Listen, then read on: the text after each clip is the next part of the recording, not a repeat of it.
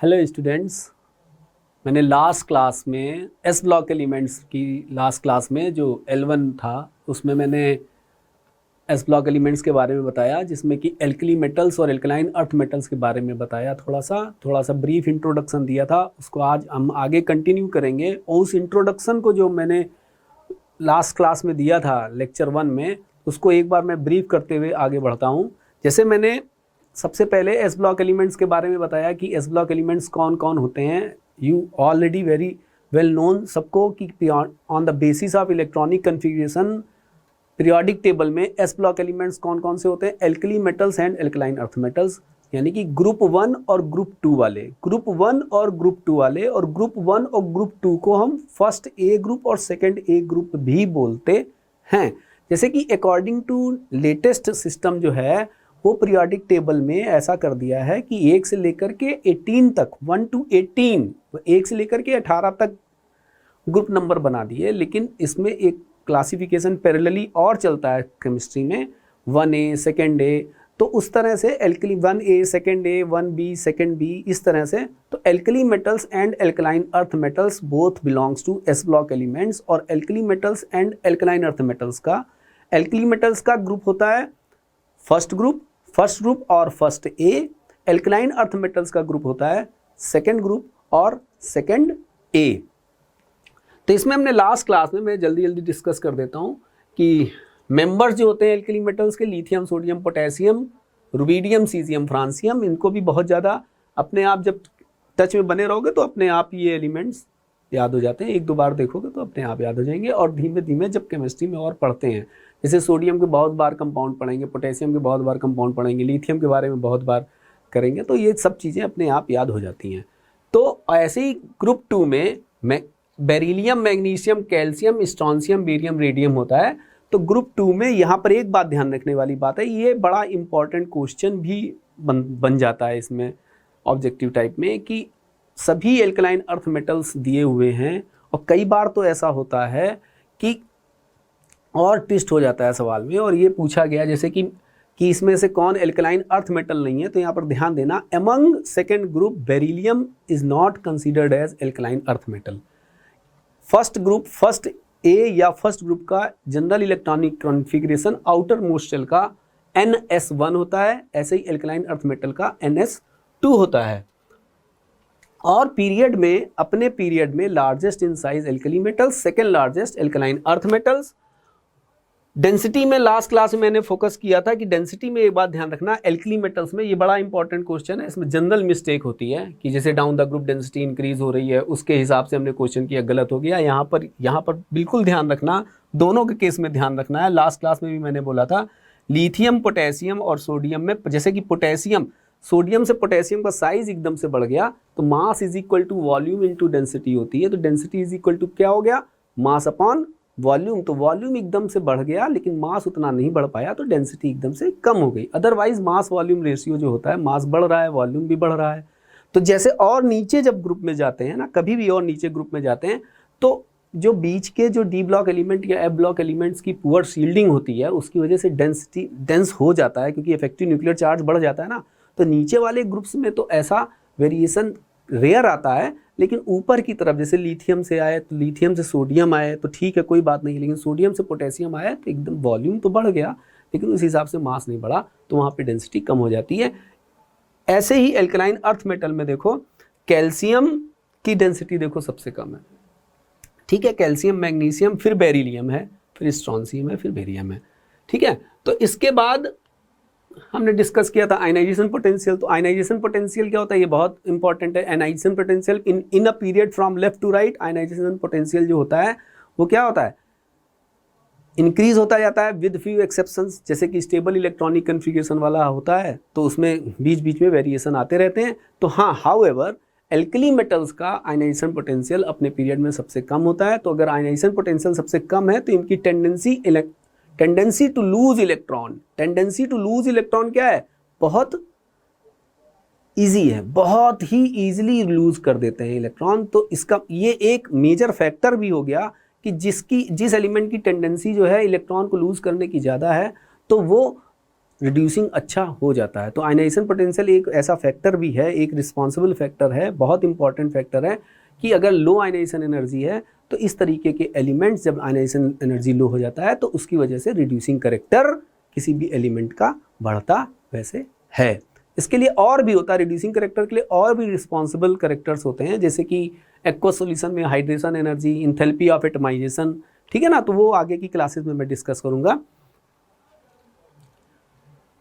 अब ऐसे ही ionization potential naturally जब लेफ्ट टू राइट चल रहे हैं तो एल्कलाइन अर्थ मेटल के आयनाइजेशन पोटेंशियल जो होंगे वो एल्कली मेटल्स से ज़्यादा होंगे। अब ज़्यादा तो हैं, लेकिन अब जैसे ही हम आगे जाते हैं, जैसे एल्युमिनियम फैमिली में जाएंगे, जैसे फर्स्ट ग्रुप सेकंड ग्रुप के बाद 13th ग्रुप आता है एकदम से, तो वहाँ पर जैसे यहाँ पर ना इलेक्ट्रॉनिक कन्फिग्रेशन जो होता है,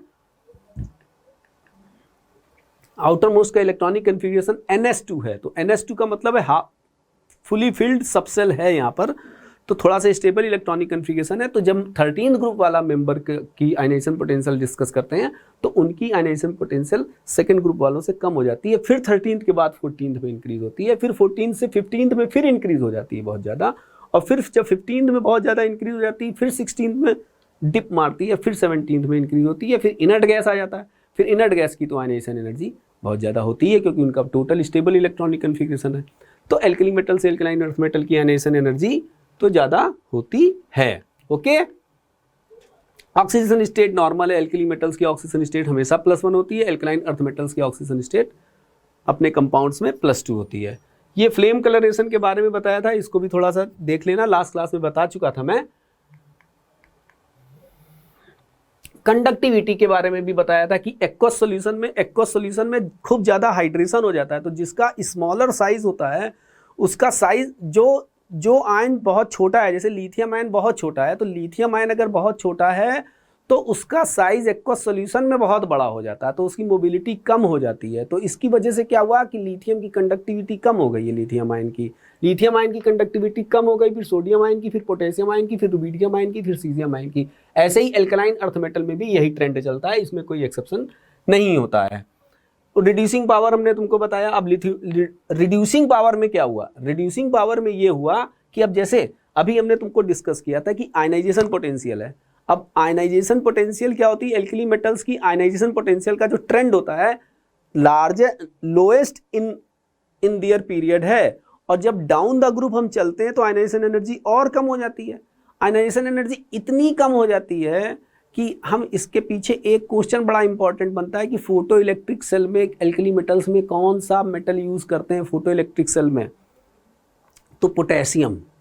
मतलब कि सनलाइट ही पड़ी कि पोटेशियम से इलेक्ट्रॉन निकल गए, पोटेशियम, रुबिडियम, सीजियम, लेकिन पोटेशियम थोड़ा कॉमन है तो जनरली पोटेशियम यूज करते हैं फोटो इलेक्ट्रिक सेल में, ठीक है। तो आयनाइजेशन एनर्जी रिड्यूसिंग पावर के लिए बहुत रिस्पॉन्सिबल प्रॉपर्टी है। इसके अलावा अभी हम थोड़ी देर पहले कह रहे थे कि एक्वस सॉल्यूशन में हाइड्रेशन। अब लिथियम की आयनाइजेशन एनर्जी तो ज़्यादा है, मतलब कि लिथियम से इलेक्ट्रॉन निकालना तो टफ है, लेकिन साथ ही साथ चलो ठीक है कोई बात नहीं, energy required to remove an electron थोड़ी ज़्यादा है, लेकिन जब लिथियम आयन एक्वस सॉल्यूशन में फॉर्म हो गया तो उसका हाइड्रेशन बहुत हो गया। जब हाइड्रेशन बहुत हो गया तो हाइड्रेशन में हमेशा एक बात समझना कि हाइड्रेशन में एनर्जी किसी भी आयन की जब हम हाइड्रेट करते हैं तो हमेशा एनर्जी रिलीज होती है, ऑलवेज एनर्जी रिलीज। तो हाइड्रेशन जिसकी ज़्यादा हो जाता है बहुत एक्वस सॉल्यूशन में, तो वो रिड्यूसिंग करेक्टर के लिए बहुत रिस्पॉन्सिबल होता है। तो यहाँ पर लिथियम आयन, अब देखो लिथियम आयन की लिथियम जो है वो बहुत ज़्यादा रिड्यूसिंग हो गया, लेकिन फिर उसके बाद देखो पोटेशियम ही है, फिर ये ट्रेंड होता है, लिथियम है, फिर पोटेशियम है, फिर रुबिडियम है, फिर सीजियम है, फिर सोडियम है। आगे इलेक्ट्रोकेमिकल सीरीज में ये E0 वैल्यू पर भी डिपेंड करता है, क्योंकि E0 वैल्यू 3-4 करेक्टर पर डिपेंड करती है। एक तो आयनाइजेशन एनर्जी पर डिपेंड करेगी, फिर दूसरा करती है डिपेंड हाइड्रेशन एनर्जी पर, फिर तीसरा करती है इंथैल्पी ऑफ एटमाइजेशन पे। ये सब फैक्टर्स होते हैं ये मेटल्स के केस में। नॉन मेटल्स के केस में वहाँ पर नॉन मेटल्स जब पढ़ेंगे आगे तो नॉन मेटल्स में जो होगा वहाँ पर रिस्पॉन्सिबल करेक्टर क्या हो जाएगा, आयनाइजेशन एनर्जी रिस्पॉन्सिबल करेक्टर नहीं है, क्योंकि नॉन मेटल की टेंडेंसी होती है इलेक्ट्रॉन लेना। तो जब इलेक्ट्रॉन लेना उसकी टेंडेंसी है तो वो एनर्जी कंसर्न होगी नॉन मेटल के केस में जो एनर्जी इलेक्ट्रॉन लेने से रिलेटेड है। ठीक है। तो इलेक्ट्रॉन लेने से कौन रिलेटेड होती है, इलेक्ट्रॉन गेन एंथैल्पी। तो वहां पर नॉन मेटल्स के लिए इलेक्ट्रॉन गेन एंथैल्पी है रिस्पॉन्सिबल, ठीक है, रिड्यूसिंग या ऑक्सीडाइजिंग के लिए, और मेटल के लिए आयनाइजेशन एनर्जी रिस्पॉन्सिबल करेक्टर है। ठीक है, ऐसे देखो यहां पर तो कुछ नहीं है, वहां यहां पर तो ठीक है, बेरियम सबसे ज्यादा रिड्यूसिंग है, फिर स्ट्रॉन्सियम है, फिर कैल्शियम है, फिर मैग्नीशियम है। ठीक है, अब ऐसे ही रिएक्शन विद एयर। अब एयर से जब रिएक्शन होती है तो हमेशा एल्कली मेटल्स की या एल्कलाइन अर्थ मेटल्स की जब रिएक्शन एयर से होती है तो एयर में ऑक्सीजन भी है और नाइट्रोजन भी है। एल्कली मेटल्स की नाइट्रोजन से रिएक्ट करने की टेंडेंसी नहीं होती है एक्सेप्ट दैट ऑफ लिथियम। तो अगर एयर से रिएक्शन कर रहा है तो जैसे लिथियम रिएक्शन कर रहा है तो लिथियम की टेंडेंसी एक चीज और होती है, लिथियम की टेंडेंसी केवल अपना नॉर्मल ऑक्साइड बनाने की होती है, और लिथियम की टेंडेंसी अकेले पूरे एल्कली मेटल्स में लिथियम ही केवल नाइट्रोजन से रिएक्ट करके लिथियम नाइट्राइड बना सकता है। ठीक है,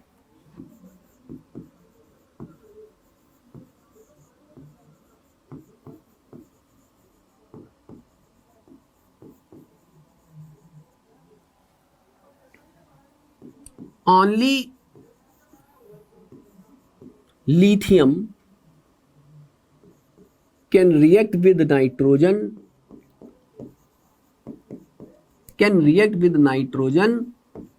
to give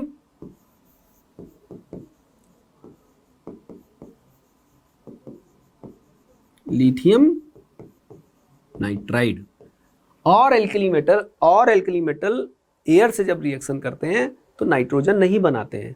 तो जैसे कि पोटेशियम, सोडियम है, ठीक है ना। अब जैसे मान लो लिथियम है, तो लिथियम तो जो एयर में ऑक्सीजन भी है और नाइट्रोजन भी है, इवन नाइट्रोजन ज़्यादा है, नाइट्रोजन 78 to 79% के आसपास है और ऑक्सीजन 20 to 21% के आसपास होती है। लेकिन ठीक है, इसीलिए तो एटमॉस्फेयर में, एयर में नाइट्रोजन इनर्ट एटमॉस्फेयर क्रिएट करता है कि ऑक्सीजन अगर ज़्यादा भी हो जाए ना, ऑक्सीजन अगर ज़्यादा भी हो जाए तो वो भी खतरनाक है। जो कंपाउंड लाइक ऑक्सीजन हमारी लाइफ के लिए जो बहुत ज़रूरी है वही हमको मारता भी है, वही हमको ऑक्सीडाइज भी करता रहता है। अगर नेचर में नाइट्रोजन कम होती, ऑक्सीजन ज़्यादा होती तो सब लोग जल्दी जल्दी ख़त्म होते चले जाते, मर ही जाते, हो सकता लाइफ ही ना हो पाती।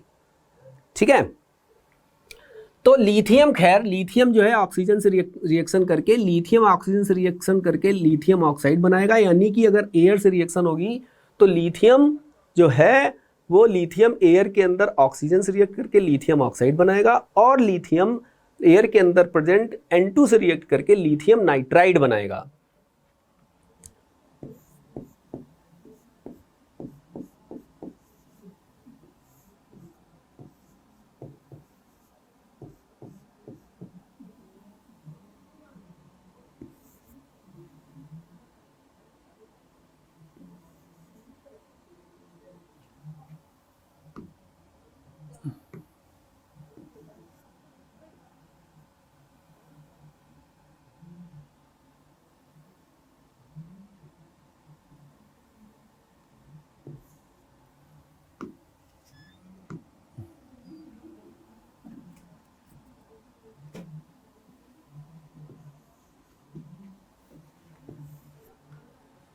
ठीक है, तो लिथियम नाइट्राइड बन गया। क्योंकि अच्छा, ये प्रॉपर्टी भी एल्कली मेटल में लिथियम की प्रॉपर्टी डायगोनल रिलेशनशिप होता है। लिथियम की डायगोनल रिलेशनशिप मैग्नीशियम से बनती है। तो जब हम एल्कलाइन अर्थ मेटल की बात करेंगे तो एल्कलाइन अर्थ मेटल्स नाइट्रोजन से रिएक्ट करके नाइट्राइड बना लेते हैं। लेकिन एमंग एल्कली मेटल्स केवल lithium, among alkali metals, please listen carefully, among alkali metals केवल लिथियम नाइट्रोजन से रिएक्शन करके लिथियम नाइट्राइड बनाता है। बाकी और एल्कली मेटल्स की नाइट्रोजन से रिएक्शन नहीं होती है। मतलब कि सोडियम नाइट्राइड नहीं बनता है, पोटेशियम नाइट्राइड नहीं बनता है। ठीक है, हाँ, हाउएवर ये लोग ऑक्सीजन से खूब अच्छे से रिएक्शन करेंगे। अब लिथियम के साथ सुनो, लिथियम अगर कभी कुछ, ये भी बड़ा इंपॉर्टेंट क्वेश्चन है कि लिथियम केवल अपना नॉर्मल ऑक्साइड ही बनाता है, Li2O बनाता है। एल्कली मेटल्स में, दूसरे एल्कली मेटल्स में सोडियम है जैसे, तो सोडियम अगर ऑक्सीजन से रिएक्शन कर रहा होगा तो सोडियम क्या करेगा, नॉर्मल ऑक्साइड के साथ साथ सोडियम पर ऑक्साइड भी बनाएगा, Na2O2 भी बनाएगा। अगर पोटेशियम होगा, 3 एलिमेंट ऐसे हैं, potassium, rubidium and caesium, nature में ऐसे याद रखो, potassium, rubidium and caesium with oxygen,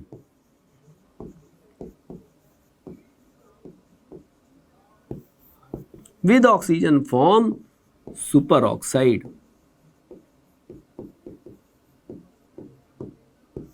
और सुपर ऑक्साइड्स का सिंबल क्या है, MO2। MO2 में देखो पोटेशियम, रुबीडियम, सीजियम, ठीक है।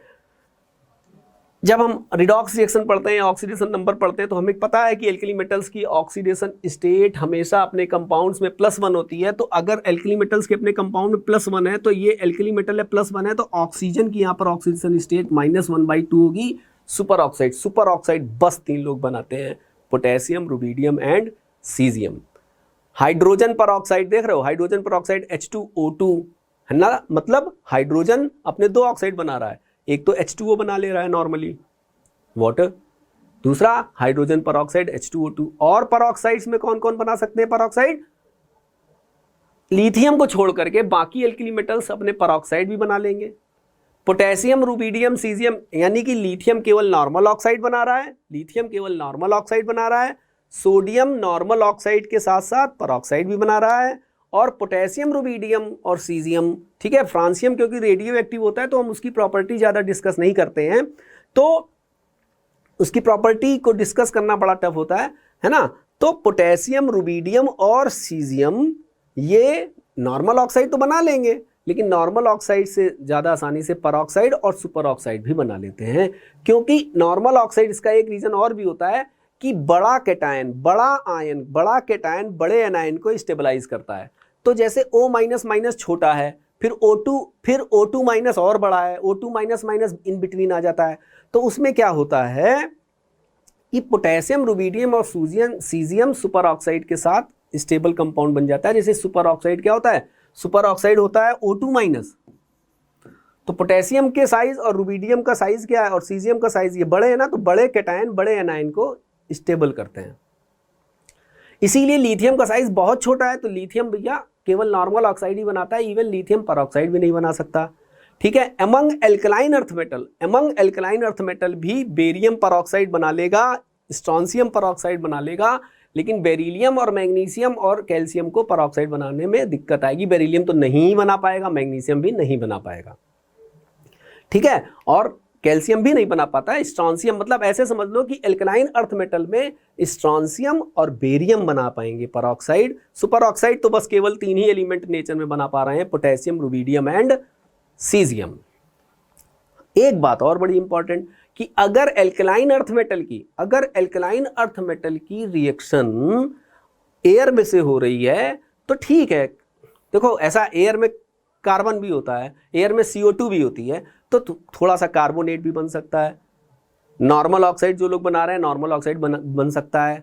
पोटेशियम और सोडियम वगैरह हैं, ये परऑक्साइड भी बना लेते हैं। पोटेशियम, रुबीडियम, सीजियम साथ में सुपर ऑक्साइड भी बना सकते हैं, ठीक है। अगर एल्कलाइन अर्थ मेटल है तो बेरिलियम और मैग्नीशियम तो केवल अपना नॉर्मल ऑक्साइड ही बनाएंगे, कैल्शियम भी अपना नॉर्मल ऑक्साइड बनाएगा, ठीक है। बाकी लोग स्ट्रोंशियम, बेरियम और रेडियम में, रेडियम देखो रेडियो एक्टिव है तो रेडियम को तो हटा दो, रेडियम रेडियो एक्टिव है तो उसकी प्रॉपर्टी को स्टडी करना बहुत टफ होता है, ठीक है।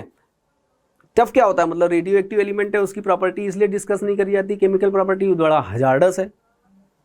तो हम केवल यहाँ पर beryllium, magnesium, calcium, strontium, barium और रेडियम में बेरियम तक रखेंगे। तो बेरियम परऑक्साइड बना ले रहा है, स्ट्रोंशियम परऑक्साइड बना ले रहा है, यानी कि परऑक्साइड बनाने वाले जो मेंबर हैं मेटल्स में, ठीक है, वो सोडियम के बाद नीचे वाले सब, लिथियम नहीं बना सकता है। ऐसे समझ लो लिथियम, बेरिलियम, मैग्नीशियम और कैल्शियम परऑक्साइड नहीं बना लेते, बाकी एल्कली मेटल्स और एल्कलाइन अर्थ मेटल अपने परऑक्साइड बना लेगा, ठीक है बच्चों। और दूसरी बात हमने क्या बताई थी, नाइट्रोजन। एयर में क्योंकि नाइट्रोजन है, तो एयर में नाइट्रोजन है तो लिथियम, देखो लिथियम अपने नॉर्मल ऑक्साइड के साथ साथ नाइट्राइड भी बना ले रहा है, नाइट्राइड, ठीक है। और एल्कलाइन अर्थ मेटल में नाइट्राइड की क्या बात है कि एल्कलाइन अर्थ मेटल भी नाइट्राइड बना लेते हैं, ठीक है। अब लेकिन जहां तक, अगर ऐसे देखो, ऐसे समझा करो, चीजें थोड़ी सी और बहुत इजी सी हो जाएंगी, ठीक है ना, कि एक ना कॉमन सेंस बिल्कुल आराम से क्लिक करेगा कि हाँ ठीक है भाई, कि लिथियम ने तो नाइट्रोजन से नाइट्राइड बना लिया, लिथियम ने नाइट्रोजन से रिएक्शन करके नाइट्राइड बड़े आराम से बना लिया, ओके। अब सोडियम, पोटेशियम, रुबिडियम में क्या दिक्कत आ रही है? साइज की। अच्छा, अब एल्कलाइन अर्थ मेटल सब नाइट्राइड बना लेते हैं। अब कोई अगर क्वेश्चन ये आया कि stability of nitride, stability of nitrides among alkaline earth metals, तो बिल्कुल कॉमन सेंस कहता है ना कि भाई देखो, जब डाउन द ग्रुप इनका साइज बड़ा होता जा रहा है तो बेरियम है या स्ट्रोंसियम जो है वो लगभग सोडियम जैसे तो होने लगेंगे ना, उनकी प्रॉपर्टी काफ़ी मिलने से लगेगी ना, कि यहाँ फिर साइज वाइज भी बड़े हो गए। ये लिथियम के बाद सोडियम का साइज बड़ा था, सोडियम का से पोटेशियम का और साइज बड़ा था। अब वहाँ पर लिथियम से बेरिलियम का साइज छोटा है, लिथियम से बेरिलियम का साइज छोटा है, लेकिन बेरिलियम से मैग्नीशियम का कुछ बड़ा हुआ, लेकिन मैग्नीशियम का साइज सोडियम से छोटा है। अब मैग्नीशियम से आए कैल्शियम में, तो कैल्शियम का साइज कुछ बड़ा हुआ, तो कैल्शियम का साइज कुछ बड़ा हुआ, तो चलो ठीक है, सोडियम से थोड़ा टच कर रहा है साइज के मामले में। अब जब नीचे हम स्ट्रोंसियम आए और बेरियम आए तो ये भी तो साइज में बड़े हो गए। तो अगर एल्कली मेटल्स नाइट्रोजन से रिएक्ट करके नाइट्राइड नहीं बना पा रहे थे, एक्सेप्ट लिथियम, लिथियम बना लेता है, लेकिन तो एल्कलाइन अर्थ मेटल में, एल्कलाइन अर्थ मेटल में क्या होगा? नाइट्राइड तो चलो सर सब बना लेते हैं, लेकिन डाउन द ग्रुप नाइट्राइड्स की स्टेबिलिटी डिक्रीज होगी, ठीक है। तो यहां पर एक पॉइंट बहुत अच्छा सा बना,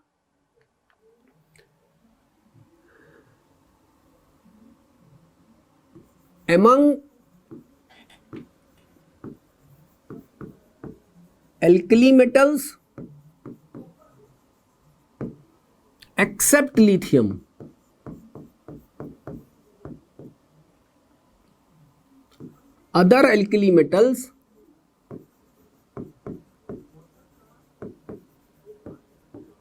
other alkali metals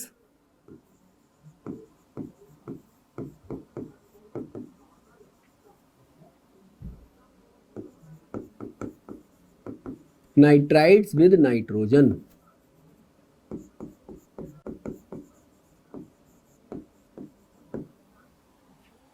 okay, among alkaline earth metals,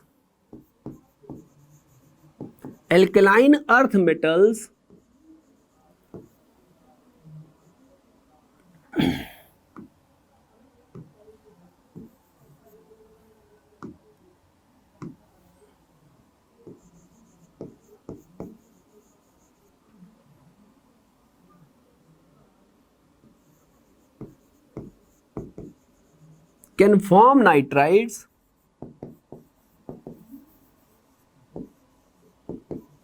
with nitrogen, okay, but however stability of nitrides,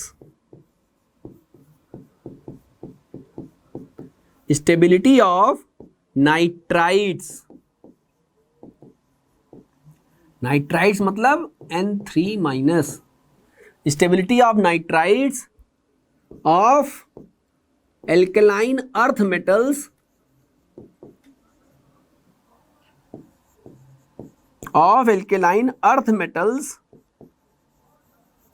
decrease,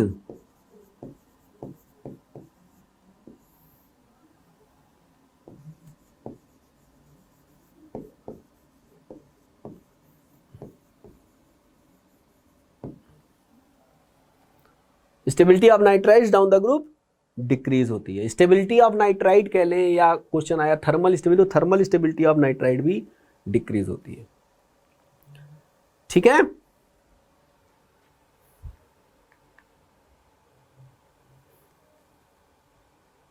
अब यहां पर एक चीज रिएक्शन विद अमोनिया है। रिएक्शन विद अमोनिया के पहले हम डिस्कस करना चाहेंगे, जैसे कि अभी नाइट्रोजन के बारे में डिस्कस करा, तो नाइट्रोजन के साथ साथ दिमाग में जो रखने के लिए सबसे बढ़िया होता है कि अमोनिया से हाइड्रोजन से रिएक्शन होगी तो क्या होगा? क्या एल्कली मेटल्स हाइड्रोजन से रिएक्ट करते हैं? क्या एल्कलाइन अर्थ मेटल हाइड्रोजन से रिएक्ट करते हैं? हाँ, करते हैं। और करने में क्या होता है कि with hydrogen,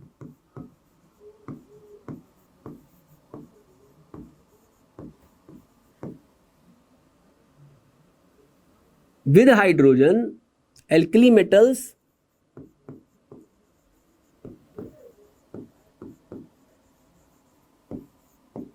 form hydrides.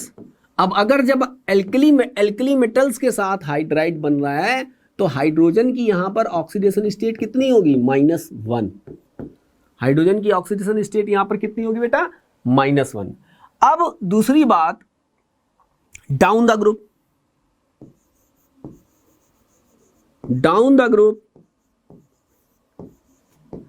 Stability of hydrides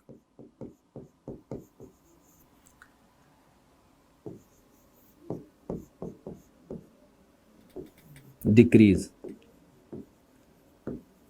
और down the group stability of hydrides decrease. और एक बात और समझ लो, मैं एस ब्लॉक एलिमेंट पढ़ा रहा हूं, लेकिन पूरी की पूरी इनऑर्गेनिक केमिस्ट्री में अगर डाउन द ग्रुप ट्रेंड चलता है, अगर थर्मल स्टेबिलिटी हाइड्राइड की डिक्रीज हो रही है, थर्मल स्टेबिलिटी अगर हाइड्राइड की डिक्रीज हो रही है, तो ये पक्का समझना कि थर्मल स्टेबिलिटी अगर हाइड्राइड की डिक्रीज हो रही तो साथ साथ रिड्यूसिंग कैरेक्टर हाइड्राइड्स का इंक्रीज होगा। ये पूरी इनऑर्गेनिक केमिस्ट्री का रूल है। ये एस ब्लॉक एलिमेंट के हम हाइड्राइड पढ़ा रहे हैं, वो तो सही है, वो तो कोई बात नहीं है, लेकिन अगर हम कोई और हाइड्राइड फ्यूचर में, जैसे तुमने पी ब्लॉक एलिमेंट के हाइड्राइड पढ़े, पी ब्लॉक एलिमेंट के हाइड्राइड पढ़ने में तुम क्या पढ़ने लग गए? NH3, PH3, ASH3। तो down the group thermal stability या स्टेबिलिटी डिक्रीज होगी और रिड्यूसिंग कैरेक्टर इनका इंक्रीज होगा। Okay, stability of hydrides decrease, strongly ionic, जो एल्कली मेटल्स के हाइड्राइड्स होंगे या जो एल्कलाइन अर्थ मेटल के हाइड्राइड्स होंगे, एल्कली मेटल्स के हाइड्राइड्स होंगे या जो एल्कलाइन अर्थ मेटल के हाइड्राइड्स होंगे, वो स्ट्रांगली आयनिक होंगे, रिड्यूसिंग होंगे, और down the group reducing character increase ही होगा। इसको रफली हम ऐसे भी दिमाग में रख सकते हैं कि सर तो एस ब्लॉक एलिमेंट में पढ़ा रहे हैं, लेकिन हाइड्राइड्स की thermal stability down the group decrease ही होती है और reducing character down the group increase ही होता है। बहुत इंपॉर्टेंट है ये पॉइंट।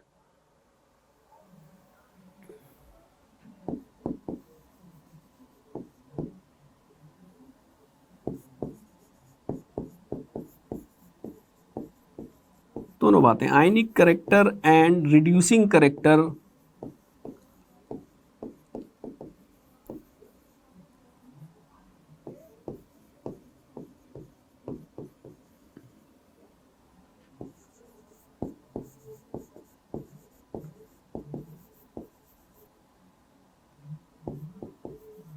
increase down the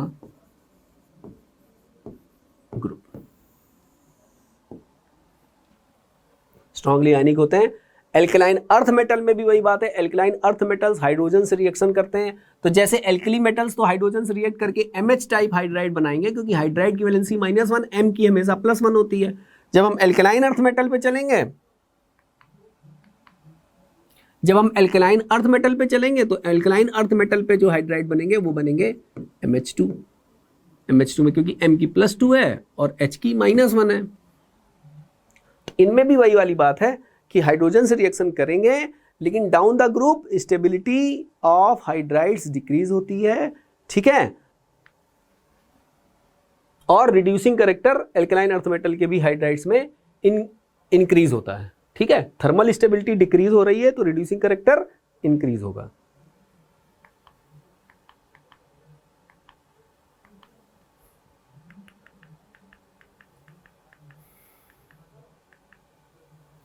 अब रिएक्शन विद अमोनिया पर हम डिस्कस करते हैं कि जब अमोनिया से जब रिएक्शन होती है एल्कली मेटल्स की या एल्कलाइन अर्थ मेटल्स की, तो यहां पर क्या होता है कि जैसे ये एल्कली मेटल लिखा है,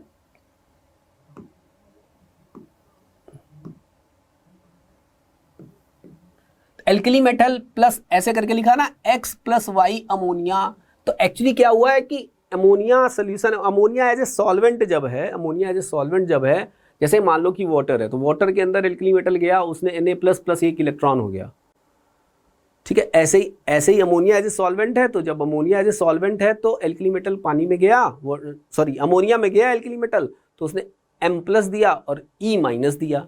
E माइनस भी एनायन है, एनायन का भी सॉल्वेशन होगा। अब क्योंकि सॉल्वेंट के तौर पर अगर वाटर होता है तो हम बोलते हैं हाइड्रेशन, ठीक है। नॉर्मली नॉर्मल वर्ड क्या है इसके लिए? सॉल्वेशन। अब जैसे ठीक है, Na से या किसी भी एल्कली मेटल से जब M प्लस बना तो M प्लस को चारों तरफ से अमोनिया घेरेगा। तो मान लो M प्लस को चारों तरफ से अमोनिया जो घेर रहा है तो वो X अमोनिया M प्लस को सराउंड कर रहा है, तो अमोनिया न्यूट्रल है, M के ऊपर 1 प्लस चार्ज है, तो हमने ऐसे करके लिखा MnH3 होल X, इसके ऊपर 1 प्लस आ गया। फिर उसके बाद E माइनस भी गया। अब E माइनस को भी अमोनिया ने सराउंड किया, तो E माइनस को अमोनिया ने सराउंड किया, अमोनिया तो न्यूट्रल ही है ना, तो E माइनस ने जब अमोनिया ने सराउंड किया तो यहां पर माइनस चार्ज आ गया। और डार्क ब्लू रिड्यूसिंग है ना, अमोनिया में सोल्यूशन डार्क भी होता है, रिड्यूसिंग होता है, और गुड कंडक्टर ऑफ इलेक्ट्रिसिटी भी होता है, और पैरामैग्नेटिक होता है। Paramagnetic due to presence of, जब कोई क्वेश्चन पूछे कि पैरामैग्नेटिक, क्वेश्चन कभी आए कि पैरामैग्नेटिक क्यों है, due to presence of ammoniated और सॉल्वेटेड इलेक्ट्रॉन। गुड कंडक्टिंग क्यों है, ड्यू टू अमोनिएटेड और सॉल्वेटेड आयंस, ठीक है। कंसंट्रेटेड अमोनिया में वो ब्रॉन्ज कलर्ड हो जाता है क्योंकि वो कंडेंस कर जाते हैं सब मॉलिक्यूल्स। मैंने ये हाइड्रोजन के बारे में बता ही दिया था। एक इंपॉर्टेंट प्रॉपर्टी और डिस्कस करनी है, दैट इज वाटर के साथ रिएक्शन। तो वाटर के साथ रिएक्शन, अगर एल्कली मेटल्स की या एल्कलाइन अर्थ मेटल्स की वाटर के साथ रिएक्शन होगी तो क्या होगा, हाइड्रोक्साइड बनेगा और हाइड्रोजन इवॉल्व होगी। हाइड्रोक्साइड बनेगा और हाइड्रोजन इवॉल्व होगी।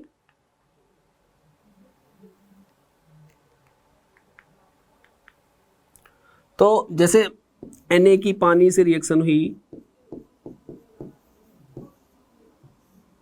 NaOH बन गया और साथ में हाइड्रोजन इवॉल्व होगी, ठीक है।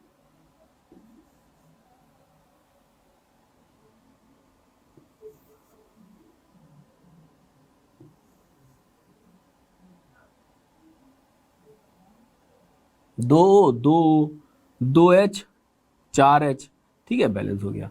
तो अब यहां पर बात करते हैं हाइड्रोक्साइड्स की स्टेबिलिटी की। हाइड्रोक्साइड्स की स्टेबिलिटी एल्कली मेटल्स की और एल्कलाइन अर्थ मेटल्स की। एल्कली मेटल्स और एल्कलाइन अर्थ मेटल्स के जो ऑक्साइड होते हैं ये वाटर में डिसॉल्व होकर के, जैसे एल्कली मेटल है तो ये स्ट्रांगली बेसिक सोल्यूशन बनाते हैं। और हमेशा ध्यान रखना हाइड्रोक्साइड्स की down the group basic character of hydroxide down the group increase होगा।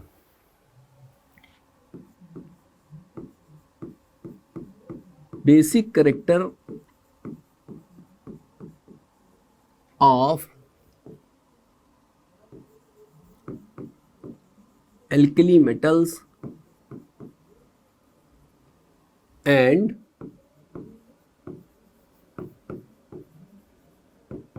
alkaline earth metals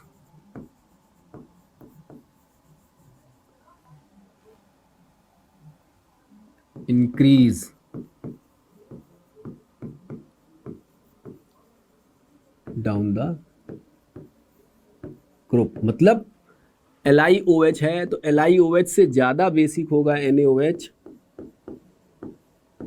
NaOH से ज्यादा बेसिक होगा KOH, KOH से ज्यादा बेसिक होगा RbOH और RbOH से ज्यादा बेसिक CSOH। ऐसे ही अगर हम एल्कलाइन अर्थ मेटल की बात करें तो BeOH होल ट्वाइस से ज्यादा बेसिक है MgOH whole twice, MgOH whole twice से ज़्यादा बेसिक है कैल्शियम हाइड्रोक्साइड, कैल्शियम हाइड्रोक्साइड से ज़्यादा बेसिक है स्ट्रॉन्शियम हाइड्रोक्साइड और स्ट्रॉन्शियम हाइड्रोक्साइड से ज़्यादा बेसिक है BOH होल ट्वाइस। अब यहाँ पर एक बड़ी इंटरेस्टिंग बात देखना, इसको कैसे कोरिलेट करते हैं एक दूसरे से कोरिलेट। अगर हम हाइड्रोक्साइड को हीट करें, अगर हम हाइड्रोक्साइड को हीट करें तो ध्यान देना एल्कली मेटल्स में, एमंग एल्कली मेटल्स, क्योंकि देखना हम हाइड्रोक्साइड को हीट कर रहे हैं, अगर हम हाइड्रोक्साइड को हीट कर रहे हैं तो उसमें हम अलग से ऑक्सीजन नहीं, एक्सेस ऑफ ऑक्सीजन नहीं डाल रहे हैं। हाइड्रोक्साइड को अगर हम हीट कर रहे हैं तो यहां पर ऐसे समझ लेना कि जब भी नॉर्मली हीट कर रहे होते हैं तो हम कोई एक्सेस ऑफ ऑक्सीजन नहीं डाल रहे होते हैं, हम कोई कंबसन नहीं करा रहे होते हैं, हम कोई ऑक्सीडेशन नहीं करा रहे होते हैं फर्दर। ठीक है, हीटिंग में ठीक है, मतलब ऑक्सीजन हो सकता है पर ऑक्सीजन का केमिकल रिएक्शन में यूज नहीं है। तो हीटिंग में अगर कोई O और H का कंपाउंड है केमिस्ट्री में तो नेचुरली ऐसा लगता है कि अगर हम हीट करेंगे तो वाटर निकल जाएगा और ऑक्साइड बन जाएगा। अब हमको ये पता है कि एल्कली मेटल्स, लिथियम है, जैसे लिथियम अपना नॉर्मल ऑक्साइड ही बनाता है, अभी हम थोड़ी देर पहले कह रहे थे, और बाकी लोग पर ऑक्साइड और सुपर ऑक्साइड ही बना लेते हैं, नॉर्मल ऑक्साइड उनके अनस्टेबल होते हैं। तो इसका मतलब ये समझ में आया कि जब डाउन द ग्रुप चलते हैं तो नॉर्मल ऑक्साइड्स की स्टेबिलिटी, डाउन द ग्रुप जब चलते हैं हम तो नॉर्मल ऑक्साइड्स की स्टेबिलिटी डिक्रीज होती है। जब नॉर्मल ऑक्साइड की स्टेबिलिटी डिक्रीज होती है तो जिन भी कंपाउंड्स को हीट करके नॉर्मल ऑक्साइड बनना है उन कंपाउंड्स की थर्मल स्टेबिलिटी इंक्रीज होगी। मेरी बात समझ में मैं क्या कह रहा हूं? मैं कह रहा हूं कि रिएक्टेंट गिव्स प्रोडक्ट, अगर प्रोडक्ट अनस्टेबल है तो रिएक्टेंट की टेंडेंसी प्रोडक्ट में कन्वर्ट करने की नहीं होगी। तो एमंग एल्कली मेटल हाइड्रोक्साइड्स में लिथियम हाइड्रोक्साइड डिकम्पोज हो जाएगा Li2O प्लस H2O में, बाकी alkali metal hydroxides thermally stable होंगे। और अगर ऐसे ही हम एल्कलाइन अर्थ मेटल्स में चले तो एल्कलाइन अर्थ मेटल्स में ठीक है, कोई बात नहीं है, एल्कलाइन अर्थ मेटल्स डिकम्पोज होकर के हीट करके कैल्शियम ऑक्साइड और वाटर दे देंगे, कैल्शियम ऑक्साइड कह रहे हैं, एल्कलाइन अर्थ मेटल के ऑक्साइड दे देंगे और वाटर दे देंगे। लेकिन नॉर्मल ऑक्साइड की तो stability down the group decrease हो ही रही है। तो जिन कंपाउंड्स को हीट करके नॉर्मल ऑक्साइड बन रहा है उन सभी कंपाउंड्स की down the group thermal stability increase होगी। ठीक है, तो यहां पर lithium hydroxide is thermally unstable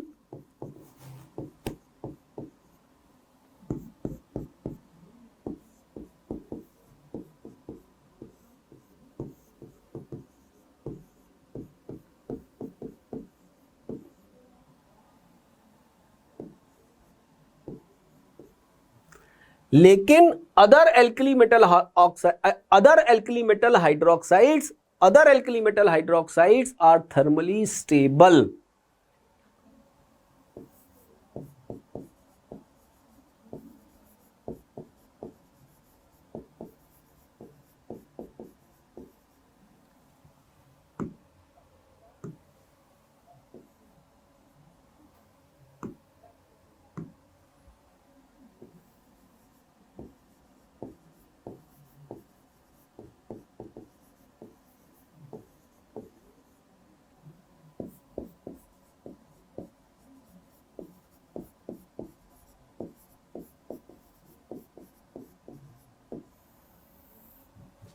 जैसे कुछ बच्चे बोले कि सर नॉर्मल ऑक्साइड नहीं बनता है तो परऑक्साइड बना दें हीट करके, क्या दिक्कत है हाइड्रोक्साइड को? तो नहीं, परऑक्साइड या super oxide excess of oxygen बनेगा ना, हमें कोई एक्सेस ऑफ ऑक्सीजन अलग से नहीं दे रहे हैं हम उसको। नॉर्मली थर्मल स्टेबिलिटी चेक कर रहे हैं कि हमने NaOH लिया, बिल्कुल सूखा NaOH लिया, गर्म किया, Na2O और H2O में नहीं चेंज होगा क्योंकि उसका नॉर्मल ऑक्साइड थोड़ा अनस्टेबल है। डाउन द ग्रुप जाएंगे और बिल्कुल नहीं होगा। इसका मतलब ये हुआ लिथियम हाइड्रोक्साइड को छोड़ दो अगर, तो सभी एल्कली मेटल हाइड्रोक्साइड्स थर्मली क्या हैं?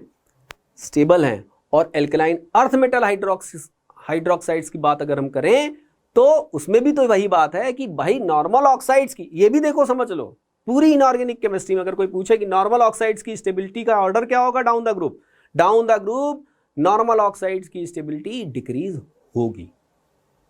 तो जिन जिन कंपाउंड्स को हीट करने से नॉर्मल ऑक्साइड्स बन रहे हैं उन सभी कंपाउंड्स की थर्मल स्टेबिलिटी इंक्रीज हो जाएगी। आगे के लेक्चर में हम सल्फेट पर, कार्बोनेट पर, फॉस्फेट पर थर्मल स्टेबिलिटी डिस्कस करेंगे, उनकी सॉल्युबिलिटी पर डिस्कस करेंगे। आज हम केवल हाइड्रोक्साइड्स तक बात करके खत्म करते हैं बात को। तो अगर हम एल्कलाइन अर्थ मेटल के हाइड्रोक्साइड्स की बात करें तो वही वाली बात है, alkaline earth metal hydroxides. Alkaline earth metal hydroxides का क्या मतलब हुआ बेटा? एल्कलाइन अर्थ मेटल हाइड्रोक्साइड्स का मतलब हुआ सेकेंड ग्रुप वाले।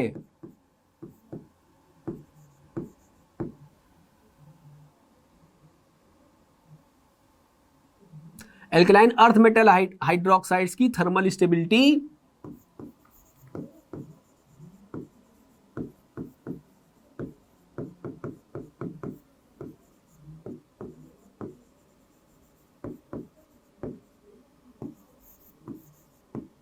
increases।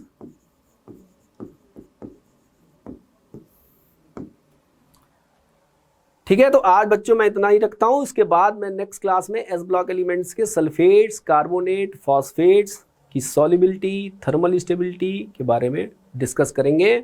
ठीक है, थैंक यू बच्चों।